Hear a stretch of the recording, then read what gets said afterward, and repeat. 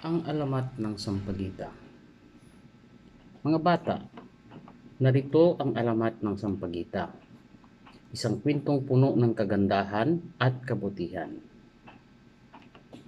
Noong unang panahon, sa isang maliit na bayan, may mag-asawang nagngangalang Aling Rosa at Mang Pedro. Kilala sila sa kanilang kabaitan at pagmamalasakit sa kapwa.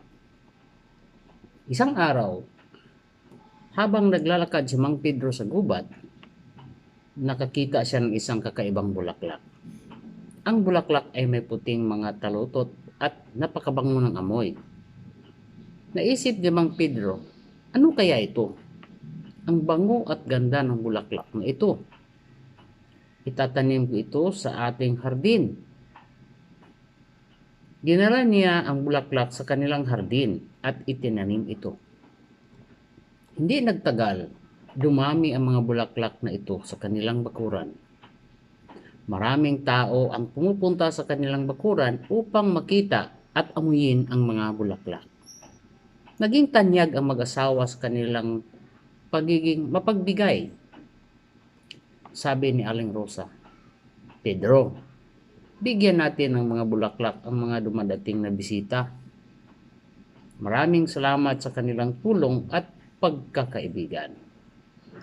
Sagot ni Mang Pedro, tama ka, Rosa.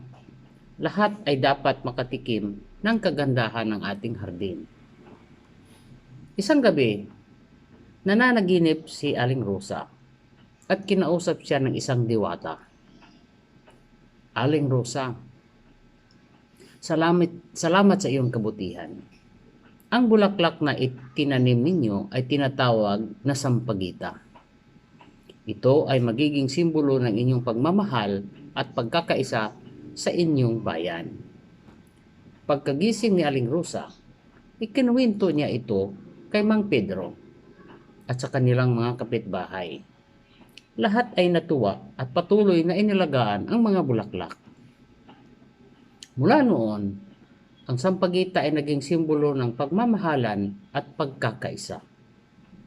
Ang alamat na ito ay nagturo sa atin na ang kabutihan at pagmamahal sa kapwa ay laging may kapalit na biyaya mula sa kalikasan.